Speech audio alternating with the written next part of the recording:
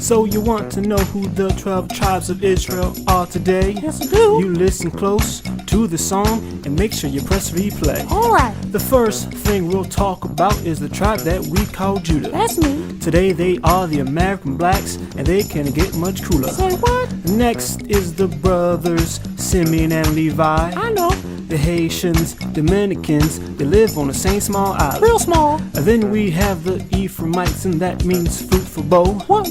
So now they are the Puerto Ricans, just letting you know. Mm-hmm. So your mom and pop took a boat ride from Caribbean. Sure did. You may think West Indies, but God said you're Benjamin. Yeah. Argentina, Chile, all the places I like to be. Me too. Chilling on the shores with my people, Naphtali. Toes in the sand. Let's take a trip to Mexico to show the people who they are. Okay.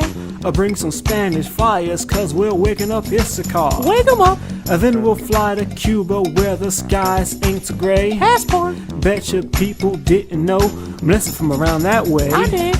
Let's head back to America to a small poor reservation. Okay, let's do it. Teaching up those guys that they call Native Indians. Yes, yo. Visit down to Florida where the Seminoles have kin. Yeah. Give to them the history that they descend from Reuben. Reuben. And maybe take a ride from Colombia to Uruguay. Oh yeah. The food of them Asherites will make you want to stay. Get fat. Then finally to Zebulon where all those big ships come. Big boats. The people smack dab in the middle from Central America. Say what? So now you should know who the 12 tribes are today. Sure do. And if you don't feel bad, go ahead and press replay. Let's get it. Alright, little man. What I want you to do right now is I want you to name all 12 tribes of Israel. Can you do that? Alright, let me hear it. Zebulon, Judah, Levi, Ephraim, Manasseh, Simeon, Benjamin, Reuben, Naphtali, Issachar, Asher, Gad. Zebulon, Judah, Levi, Ephraim, Manasseh, Simeon, Benjamin, Reuben, Naphtali, Issachar, Asher, Gad. Zebulon, Judah, Levi, Ephraim, Manasseh, Simeon, Benjamin, Reuben, Naphtali, Issachar, Asher, Gad. Now I know the record's about to end, but we gonna play and play until it goes away. So if you don't like the tune, you can turn the record off. It won't cost you nothing, not a penny, but you'll end the song. I know I cannot rhyme, cause I ain't like gonna but I'm hip, ha. Come on. What was his specific question? I believe it was about the history. Some about the history. I'm trying to just remember what they asked. The 12 tribes. Oh, right, that's it. They said that Ariah did not come up with the 12 tribes, that it was Abba Bibbins that came up with the 12 tribes. Okay, let me just say this. Whoever said that is a dirty, stinking liar. That's right. Either they a liar, I don't want to just call them a liar outright. Either they lying or they do not know the history. Right. Now, listen to me good. I know I'm young and dashing. That's right. However, I done been around for a while. And I am in the ISUPK. That's right. So I know what went on in the ISUPK. Right. And I heard it from the horse's mouth. I ain't hearing this second part. I'm hearing this directly. And ask anybody. I was there back then with the heads and all that. And I sat down with them and asked them. We out like we always do, out getting stuff for the school. I'm out with Mo, Ariah. I think Lahab was there, a couple of others. And I asked Ariah about it. And I said, Ariah, how did the 12 tribes come about? And they proceeded to go into the story, okay, about Ariah. First of all, Ariah used to work construction as a young man. And like I brought out in that documentary the brothers was making, he fell down an elevator shaft, 3-story, broke both his legs, was in traction. got in a wheelchair for 3 years. Ariel rode around. The doctor said he would never walk again. He rode around in a wheelchair for 3 years. And so naturally, he couldn't go to camp, couldn't do a ton of things, couldn't even get up the stairs in the school. So he spent a ton of that time at home, and he started to study the records and the history. Right. And he did this for years. And then he had the vision. Now this, I'm getting this from Mo and Ariel out their own mouth. I ain't getting this second party. I ain't talking to somebody that talked to them. I ain't talking to somebody from some other group. I was standing there in front of them when they was laying it out. That's right. More than one was laying it out. And that's when Ariel had the vision. Now, Ariel, this happened, Ariel was a young man, 18, 19, you know, like young men do, work construction, do different jobs. Bivens was over the school. Ariel was one of the ones coming up in the school. When he got the vision, of course, he brought it to Bivens. Bivens knew the vision was right. And of course, being the head of the school, Bivens brought it out to everybody. Just like I'm the head of the school. Brothers bring me stuff all the time, and I bring it out. It don't mean I'm the one that created it, or I'm the one that came up with it. So Bivens did not come up with it. Right. Ariel is the one through the vision of the Lord. Now listen, you can say what you want. Ariel got the vision. That's right. That's who the Lord decided to give it to. That's right. And he got it, and he passed it on. And I remember, let me tell you something else that was heavy. Because this is what y'all don't know, that I know. When I was there and I'm talking to Ariel about it, Ariel said to me personally, he said, Johanna, but you know what's the amazing part about it? I said, what, Ariel? He said, when I got the vision, we knew nothing about archaeology and history, because the Israelite school of UPK didn't heavily go into archaeology until Yeshaya started going heavy. We had some artifacts about Israel being in Egypt, Israel being black, but we hadn't touched the Middle East till the 80s. We hadn't touched, not the Middle East, we hadn't touched the medieval times. We were still studying and developing those things during them times, back in the 80s. Once again, I was there. You ain't got the one. I'm telling you from the horse's mouth, being there in the room. Right. I know everything that went on in the UPK because I was there. So going back, so to go back to what I'm saying, so he said, you know, Johanna, we was not into the archaeology back when I got this vision. So even when I got it and wrote it down, it was strange to me. He said, this was strange to me that the Lord showing me these are the 12 tribes, because we had no real connection to them. He said, and I started to study it, and what was even heavier was, he said, I wasn't the one to start to bring it out. It was Yeshaya that started to bring it out. And that's when we all start digging up all this history, Russian icons, you know, nature knows no color line. We brought that back up. Lost tribes in promised lands. Went into all encyclopedias and start pulling all these records up. And to Ariel, that was like amazing in that he had gotten this vision, but he did not understand the vision. Not that he didn't understand it, but meaning he didn't have any proof that this was true. Right. He just knew it was true, and they just, Bivens and them went on the faith that they knew that this young brother was sincere with the truth. And so they went on, they said, okay, the Lord showed it to you, we're going to run with it. And they ran with it. And then later on is when now it's all out. Right.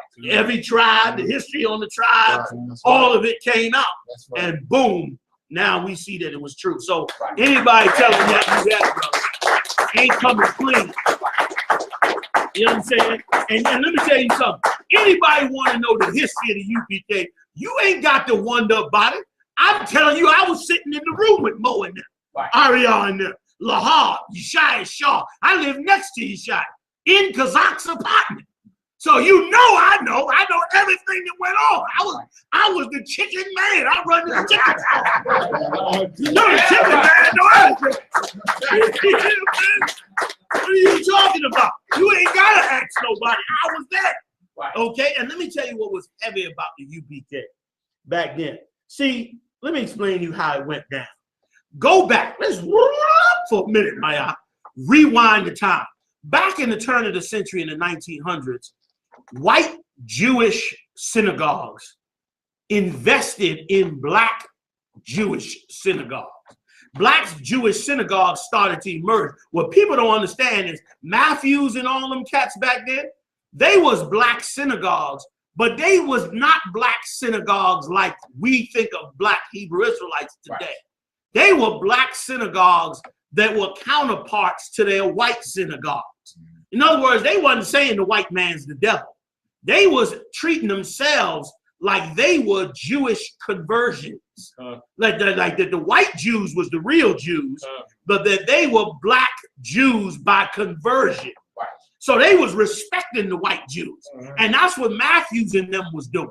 But here's what people don't know. Bivens was a real radical. Bivens was a radical. He came up from the South and he had learned about being an Israelite from the slaves. So he had that edge on him that the Lord wanted.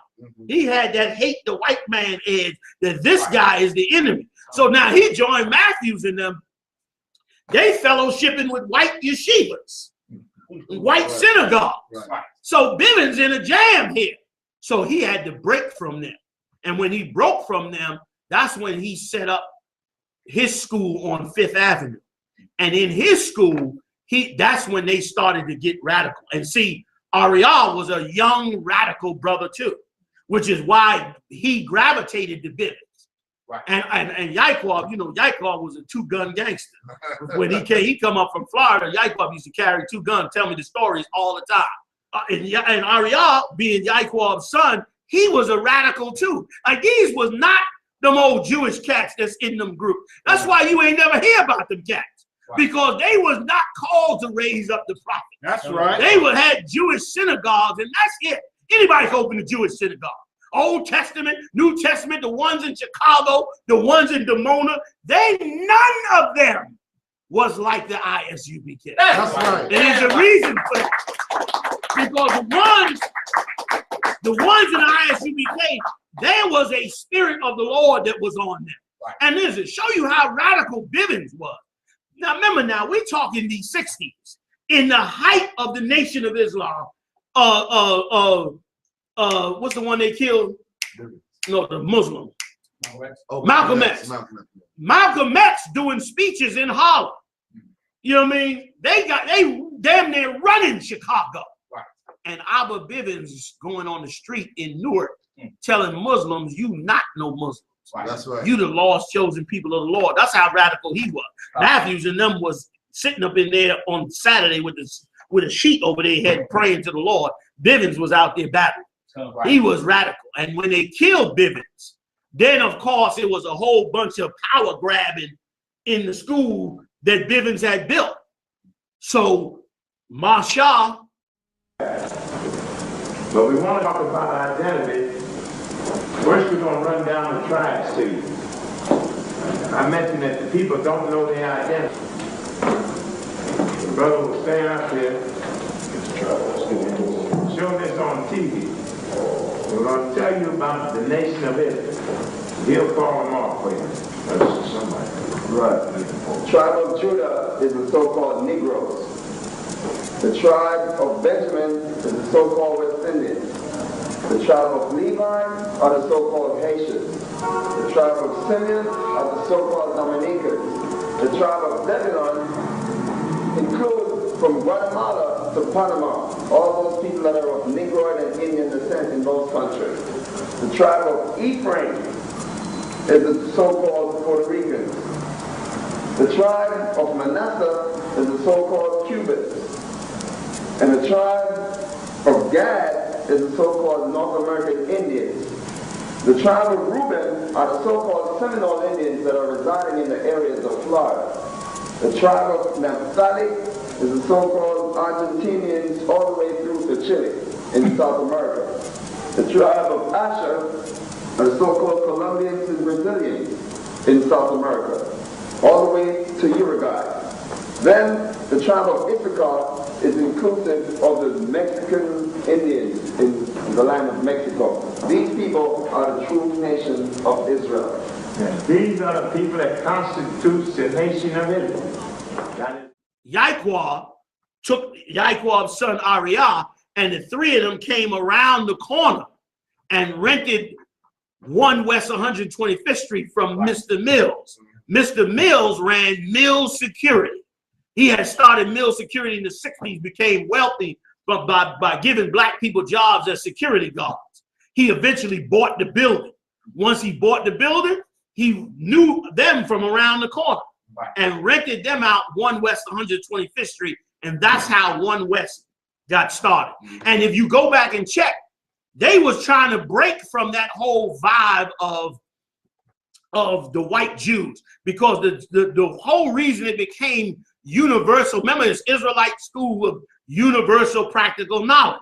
Originally, it was the Israeli School of Universal Practical Knowledge. Why? Because back then, everybody was, like I said, tied to the white Jews.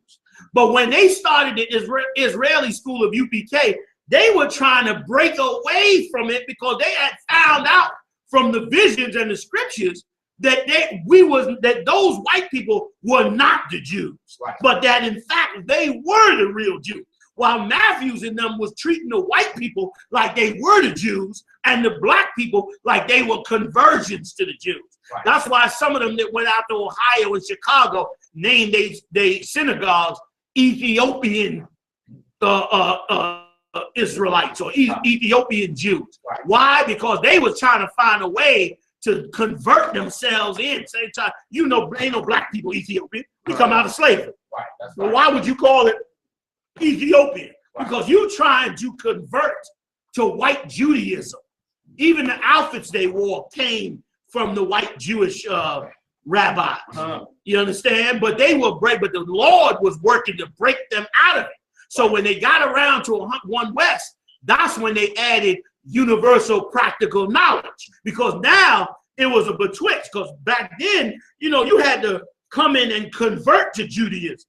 But here was a new radical idea where they were saying you no longer got to convert to Judaism. You are the real Jew. That's right. You are the people of the Lord. That's right. And that was radical at that time. And let me tell you something else too. The Israelite School of UPK, go check their history. Go check out the Nation of Islam.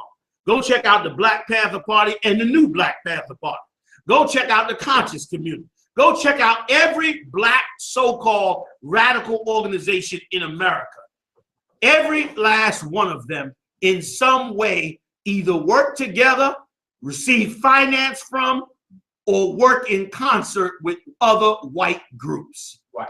But what Yaquab and them did was completely unique. And really, if the history books were to be true and right, the Israelite School of UPK is the only black group that completely excludes every other nation. We are truly black radicals. We are truly different. You understand? And we truly something that ain't like nobody else. And let me add something else if I could. It wasn't until the Lord showed Ariah, Yaquab, and Masha, Yaquab, and Ariah this truth, that the word of being an Israelite even got spread. Right. Like all these Israelite synagogues been around all over the country. But why is it didn't get spread like a wildfire until these radical, real prophets came up? Like prophets do. Prophets don't come up soft. Scripture tell you that. But they come up rough. And them brothers was on a different vibe. And then Ariah and them came out, brother. And that's when we start hitting them streets. And they start taking the game out. And brother, before you know it, then the whole world, whenever you mention now an Israelite, the first thing out of people's mouth is, you talking about them guys on the street?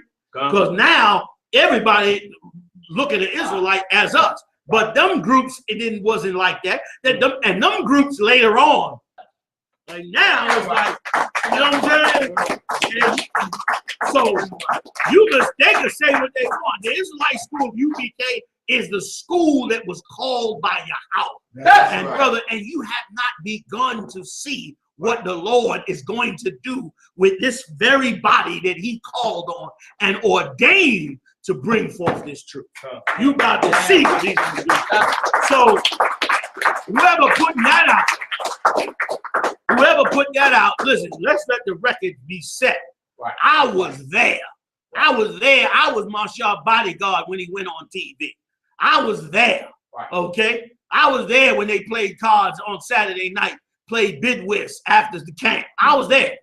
I was there when they went to go buy the lamb. I was there. I was there when they taught them classes on the Sabbath service. When Ariel started dyeing his head, started combing it down straight. Everybody looked at her like, what is Ariel doing with his head? I was there. And they were like fathers to us, man. And reared us up with this knowledge and with love. So ain't no wonder in the body. And anybody, if you ain't in the ISUPK, watch your mouth. Watch your mouth. You know what I mean? That's right. Somebody asks you something about us, tell them, ask us. Right, that's right. Don't you go mouthing off with what you don't know. Go tell them to ask us. We know us. We know what we dealing with. You understand? We understand it. Like I said, I was there.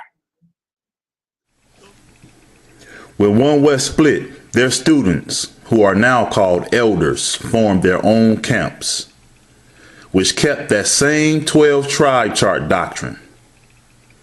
GMS, ISUPK, GOCC, and IUIC, just to name a few. All of these alphabet camps. And now, this chart is spread throughout the earth, all from this man's vision.